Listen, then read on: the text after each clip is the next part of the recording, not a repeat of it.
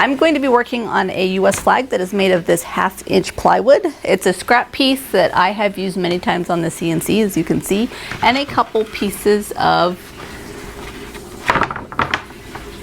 cedar pickets. Now I got 3 of them because some of these were a little bit cracked, but we'll see. I might only need 2. We'll find out in the end. So I've seen many cedar flags built, and I've built one before, and I've seen these crosses made out of pickets or out of pine. But what I haven't seen yet is a flag with a cut-out cross on it that you can actually remove. So I think I have figured out, at least in my brain, how this is going to work. So let's see if we can put the 2 together. Okay, I trimmed down the plywood off screen just to get that done. Now I've set the fence at 1 inch. I've used the flag calculator to figure out the dimensions of my flag, and it's going to be about 13 inches by 23 inches. So each of these stripes need to be 1 inch thick.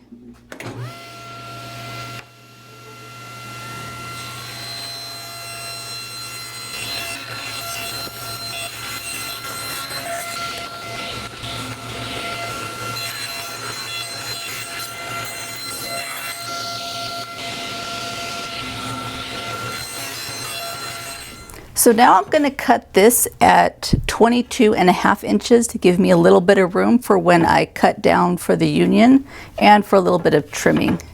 I've put a stop block on here, hopefully, as long as I'm careful, it's not going to move anything. My stop block that I've made for my miter saw does not fit this miter saw, so I'm going to have to redo all this at some point.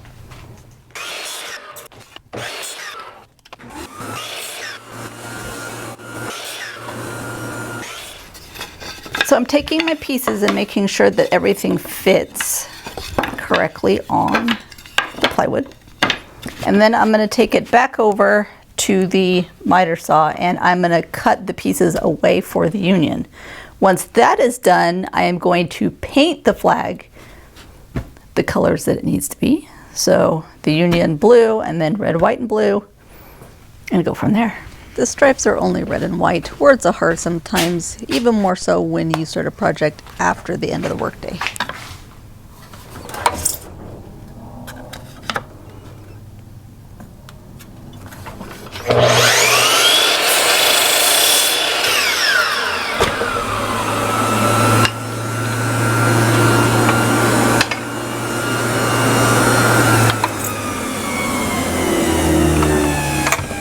So what I'm going to do now is I'm going to lock the miter saw down. I'm going to take this piece of scrap and use it as a stop block. Where are you? Where are you? Here we go.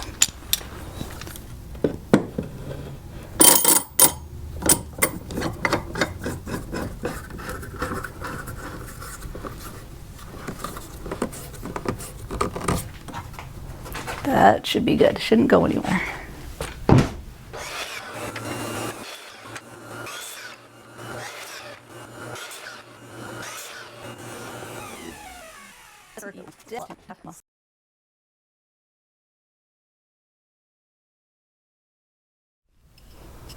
I'm going to go ahead and paint all this first and let it dry before I go on to the next step. This is just a min-wax wood finish. It's semi-transparent.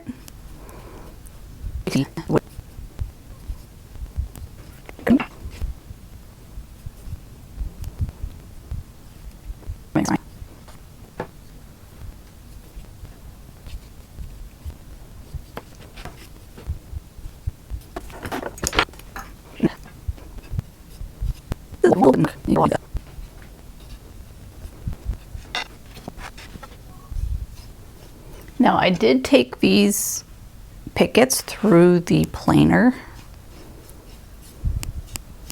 off camera before I even cut them into strips. That way they were nice and smooth. I didn't want to have to worry about having to sand it a ton, if at all. I'm not going to sand it at all. if you don't have a planer, you can definitely just take a sander to the pickets and sand down some of the roughness.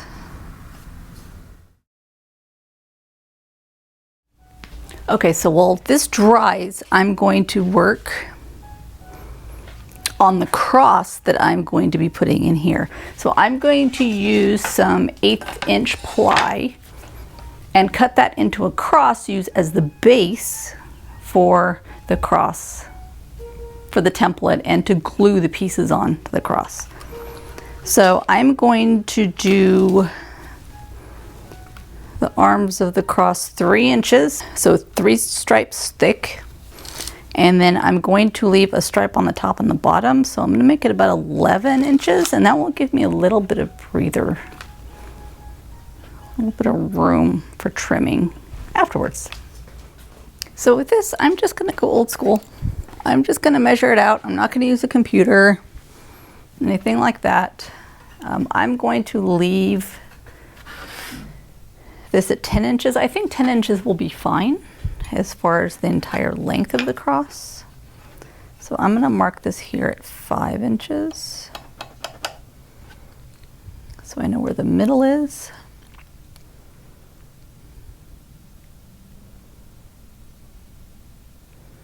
I might go ahead and cut this down to the length that I need it first. I think that'll be the easiest. So again, I'm gonna do 11 inches to give me some room. I'm gonna mark this here at 11. And go ahead and cut it.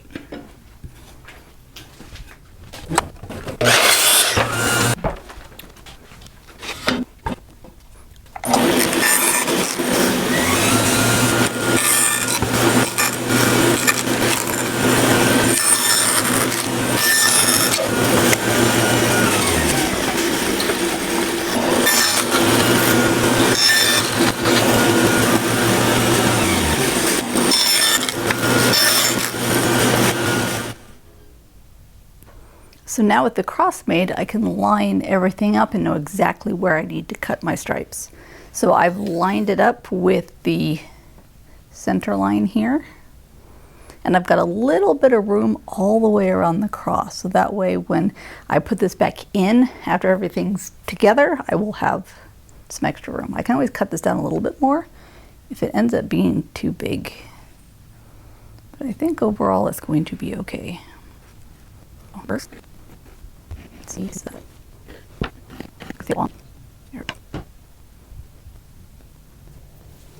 Okay, so I'm going to take each of these one at a time. You know, probably 2 at a time so they match up. I'll take these 2 and then these 3. Might be able to get all these together, I'm not sure. We'll see. Get them all to line up. And I'm going to cut them all apart. Okay, there's our cross.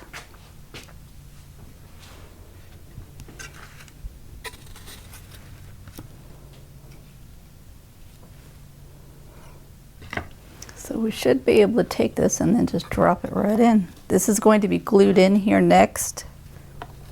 I'm going to glue all the pieces onto the cross. In theory, I should be able to just drop it in here once it's all glued together. And because we have the backer on here, it's actually going to pop it out of the flag. With the curve cut, it should fit. Yep, just like that. Whoops.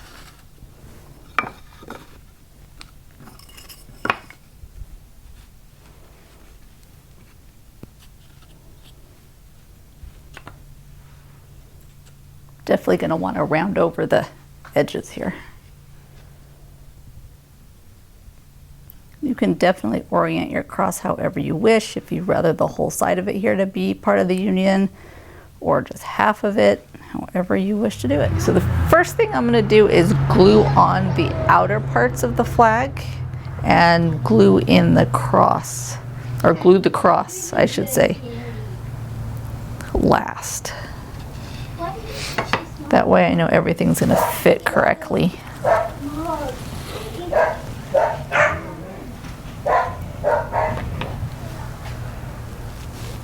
I had to cut a chunk of video out here because there was 3 stray dogs that decided to walk across our property, and my daughter was outside with the cat. So I was really worried. There was a lot of chaos, and luckily the dogs didn't seem to care about the cat. I didn't want those dogs, and they were pretty big dogs, to go up to her and attack her because she was holding the cat. I also had to go love on the cat for a little bit because she was almost shaking out of her skin. She was so scared when she saw those dogs go by.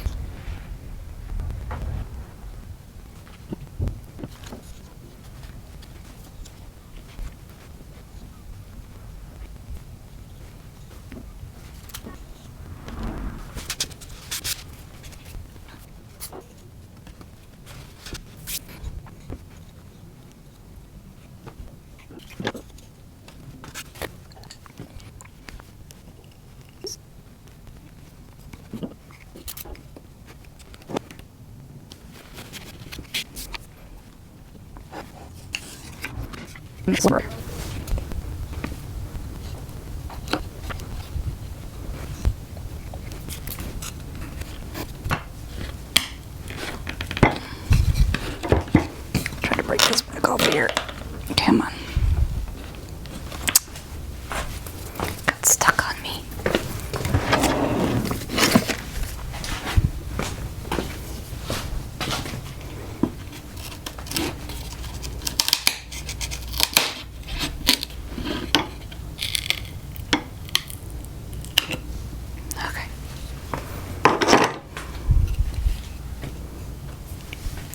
Hopefully I can still get it down. But it's stuck on me.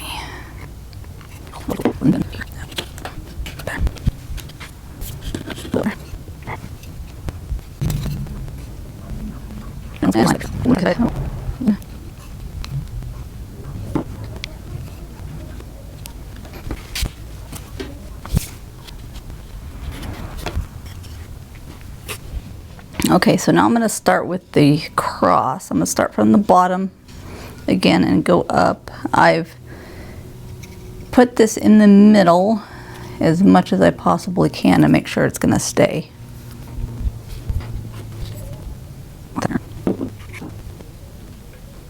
Press it on there. I don't want it to glue itself to the bottom though.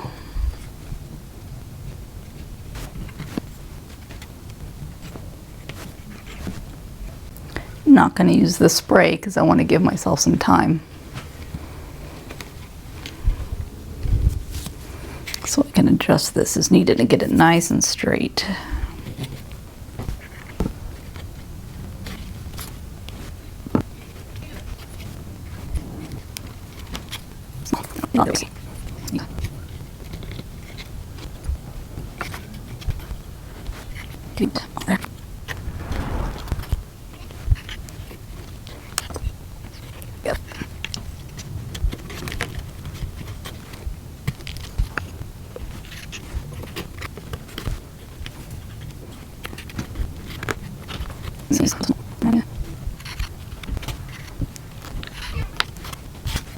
Did I get it glued in? I'm hoping I didn't glue it in. See if I can get underneath it. There we go. It was gluing itself in. There we go. And there's the cross. I'll let that dry.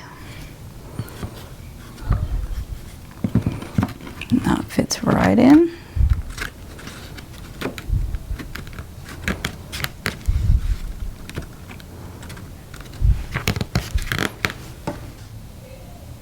What I'm doing here is taking CA glue and filling in all the gaps in between the cedar board and the plywood. This whole project so far has been on the fly.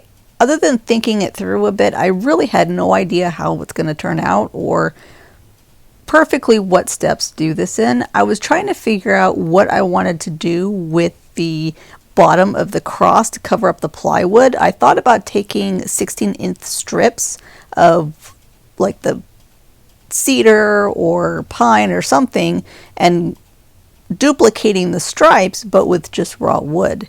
But then I realized, oh, I can do epoxy. So it was like midnight 30 and I went out there and poured epoxy and gave it a try. I didn't know if it was going to work. I didn't know if it was going to screw the whole thing up, but it came out pretty well. Before I poured the epoxy, I used that CA glue to fill in the gap between the plywood and the cedar to kind of use as a moat to keep any of the epoxy from seeping underneath the flag. Wasn't sure if it was going to work, but I was hoping. This is probably the biggest epoxy pour I have ever done, and it's actually pretty small.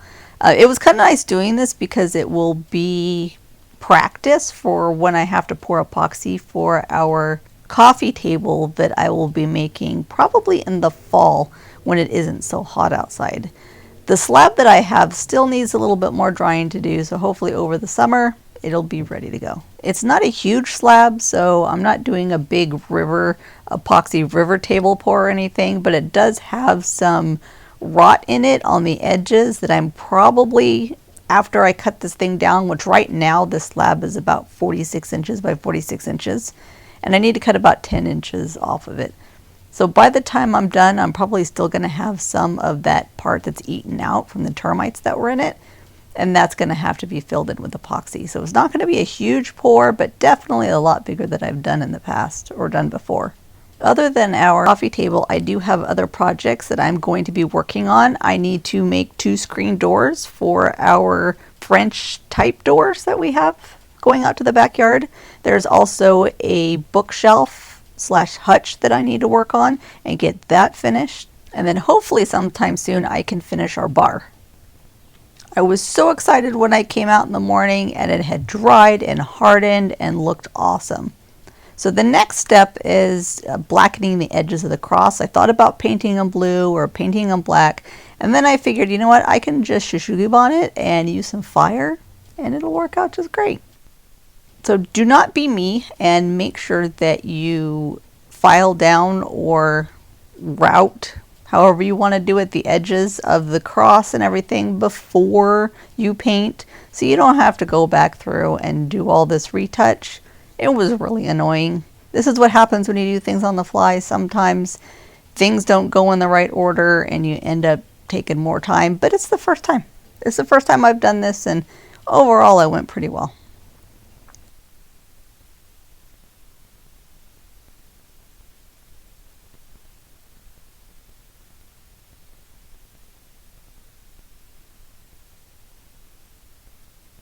The last step before I went ahead and blackened the edges of the entire flag was to trim it down to size. The flag doesn't quite fit with the miter gauge, so I lifted up the blade as it was going so I can cut through the flag and then trim off the other edge. Oh, fire! The flag caught fire a couple times and I had to blow it out. And there we have it. I hope you guys like this build. I really love how the cross pops out of the flag and has that 3D look. And then you can take the cross out and still use it as other decoration. You can put a wire on the back of it so you can hang the flag. You could put a keyhole in the back of the cross so then you can hang the cross separately. Thank you again for hanging out with me while I tried something new. Please like and subscribe.